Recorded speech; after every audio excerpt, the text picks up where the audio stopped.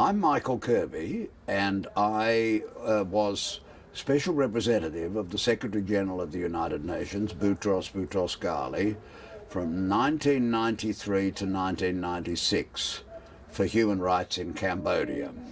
And I give consent to the recording of this interview, and I will be describing my work as Special Representative of the Secretary-General, giving my reports to the Human Rights Commission, as it was then called, based in Geneva and in New York. And that was my task, to go to Cambodia, to have a series of missions there, to check on the situation of human rights there, and to report my findings, good and bad, to the Human Rights Commission in Geneva and in New York. And that was the privilege I had to perform between 1993 and 1996.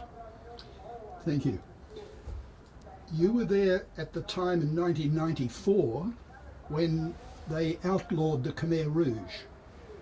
And part of that outlawing of the Khmer Rouge, they provided for the amnesty to be granted to any of the Khmer Rouge who surrendered voluntarily. Were you sort of aware of that aspect? Was that part of your role? I was aware of it. I had no real part in the decision of the government concerning it.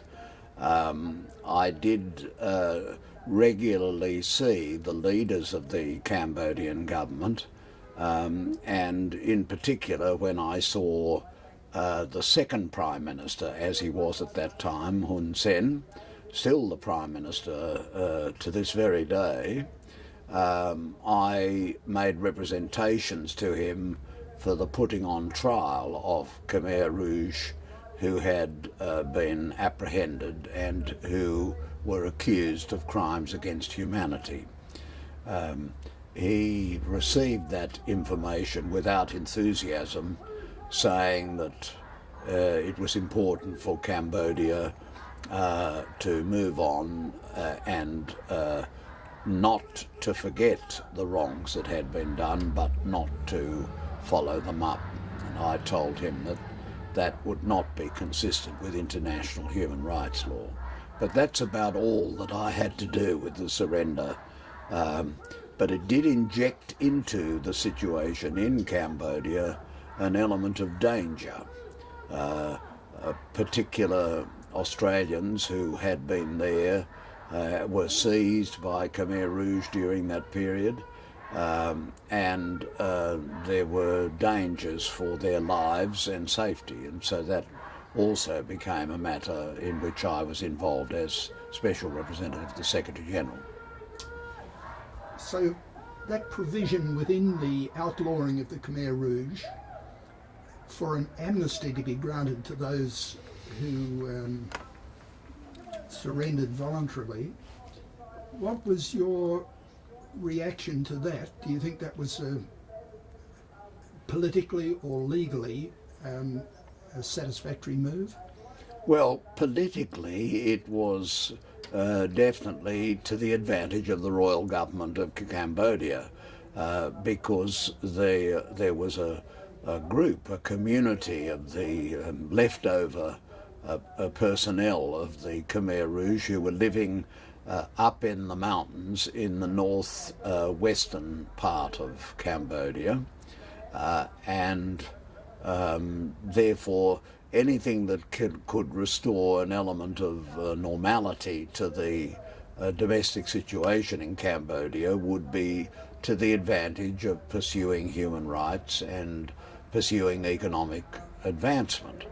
And so I can understand why the government was doing this, and there's no doubt that in international law, if a person is not guilty of the most serious crimes, that is to say crimes against humanity, genocide, or war crimes, you can give them an immunity from prosecution just as in domestic law in most countries, the Crown or the government can give immunity to criminals who are charged with offences against the ordinary criminal code. But in the case of Cambodia, there were such egregious stories of crimes against humanity, at least, that made it more difficult in the case of the Khmer Rouge, certainly in the case of the major perpetrators. And that led to the United Nations stepping up the pressure for the establishment of a particular court that could try those who were guilty of crimes against humanity. There were negotiations during the time that I was the special representative of the Secretary General on what form that court should take. There were suggestions that it should be a completely independent United Nations court, similar to those that were later set up in a number of countries such as Rwanda, former Yugoslavia, and the Gambia, I think. But in the case of Cambodia, ultimately the government insisted, through the voice of Hun Sen, as first Prime Minister, by which time he had become thus, that there should be a chamber of the Royal Cambodian Courts that should conduct the trials, but that in that chamber there should be United Nations or independent judges who came from outside Cambodia, and hence the chamber that was established in Cambodia for the trial of the most serious offenders that were captured or surrendered themselves to the royal government. But it was a situation where it was a legitimate endeavour of the government to recreate normal life and to stimulate the economic development of the country, and that is what Hun Sen and his government set out to do. Fair enough. That immunity from prosecution is normally billed as an amnesty. Are there conditions that you think should be met before there's an amnesty? Internationally. Well, there's a first question. The first question is this a crime that is susceptible to there being immunity, impunity, or amnesty? And the position in international law, as I understand it, is if the crime is a serious crime in international law, such as genocide, a war crime, or crimes against humanity, then there cannot be immunity in those cases. There have been instances in the international community, for example in Colombia in South America, where elements of the FARC rebels have been alleged to have committed crimes against humanity, yet they have been given immunity. And that has led to protests by civil society and international lawyers. But generally speaking, it is a legitimate course of government to work out a system of amnesty or immunity so that they will get people to come forward and tell their stories. And this was done, for example, in the post-apartheid regime in South Africa. And it was made clear under the law and under the strictures of the post-apartheid regime that the precondition to acquiring the immunity, impunity or amnesty was that the person who was seeking that form of protection must tell the whole truth and must give the full story of their involvement in the serious crimes that have occurred. Was that ever done in the Cambodian case that you know of? I don't know of any such case, and by inference, the small number of accused who have been tried in the chamber of the Royal Cambodian courts, it seems to indicate that this was not a facility that was available to all. There was a complication, I remember, in my dealings with Hun Sen over these matters, that Hun Sen himself had been an operative of the Khmer Rouge regime, and he subsequently defected to Vietnam, and he came back into Cambodia with a Vietnam army in order to banish the Khmer Rouge and restore civilian government. And so this is what he went ahead and did. But to the extent that there were trials, and they weren't many, they were many in number, though highly publicised by reason of their nature, those trials were conducted and the persons involved by inference were not given or had not asked for amnesty, immunity or impunity. So, as Prime Minister, Samdech Hun Sen had given an amnesty to Ieng Sary, for example, who was a Deputy Prime Minister. This was before the ECCC was set up. What's your feeling about the legal position of his being able to do that? There was no, to my knowledge, there was no equivalent to the Truth and Reconciliation Commission of South Africa. There was no requirement to even know what potential offences or crimes were being forgiven.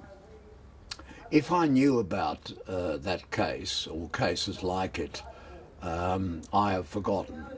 This is a long while back, and I've been engaged in many other things, including inquiring into an even worse serial offender against human rights, namely North Korea, DPRK. And I don't remember the issues that arose in Cambodia and the default of those accused of grave crimes from owning up and being entirely truthful. That was the quid pro quo in South Africa for the immunity or amnesty that was granted, that the price was that the person had to tell the entire truth, so that at least the truth would be recorded and would be available for living Cambodians and also for future Cambodians when they tried to understand the horrible and inhumane conduct of the Khmer Rouge regime. But I think most of these endeavours occurred after I had demitted office, which was in early 1996. In December 1995, actually whilst I was on mission in Cambodia, I became aware of my appointment as a Justice of the High Court of Australia, which is Australia's highest court. And that meant that I had to quite quickly terminate my appointment and withdraw from my obligations in Cambodia, which otherwise I expect would have gone on for some time. But when I was appointed to the court, I took steps to resign from the position of Special Representative And that was early in 1996, the year of my joining the High Court of Australia. So at that time, they had not established the separate chamber of the Cambodian courts for trying the crimes of the Khmer Rouge. And I remember that there were attempts to get agreement from the Royal Cambodian government, specifically from Hun Sen, in order to go ahead with the establishment of that court. Hun Sen, to my recollection, was not very favourable to the establishment of the court, but to its credit, the United Nations kept pressing for a response. Initially, Hun Sen wanted to go ahead just with a chamber of the Cambodian courts of justice. However, the net result ultimately was to establish the special chamber, and that I believe was done after an inquiry into what form of a trial court could be created that would satisfy the United Nations. And a committee of learned experts, including two people I knew well. One of them was Sir Ninian Stephen, who had been a Justice of the High Court of Australia and then Governor-General of Australia. He was a member of the committee, and I believe the chairman of the committee, and Justice Raj Lala of Mauritius was a member of the committee, and they recommended, in default of the acceptability of a special UN trial body, the creation of the trial chamber for the Khmer Rouge, and that was then ultimately set up, and Dame Sylvia Cartwright, a former Governor-General of New Zealand and a Chief Judge and Judge of Courts in New Zealand, became a member of that tribunal once it was created. So I observed those developments from afar. The report of the UN Advisory Committee on the Constitution of a Court, the establishment of the court, and the transfer of cases into the court so that they could try those who were accused of the serious crimes. But I didn't have any immediate responsibility as the special representative of the Secretary-General to take the matter further, because by the time these steps were being taken, I had demitted office, and therefore it wasn't my role to interfere. Sure. Could you talk generally about the effect of impunity? I mean, necessarily or pragmatically, to get peace, there was this move to give an amnesty to the Khmer Rouge leaders, those most responsible. But the effect, please talk about the effect of that in the long run to the idea of law and order, the effect on the population. The object of systems of amnesty is to deal with the very difficult problem that is left over at the end of a human rights disrespecting regime, that either these people must be banished and go somewhere else, which is often difficult because somewhere else doesn't want them, and they will be a source of potential violence, counterattacks, the difficulty of accommodation, sustenance, and so on. So it leaves a really serious problem to be dealt with in a post human rights disrespecting environment.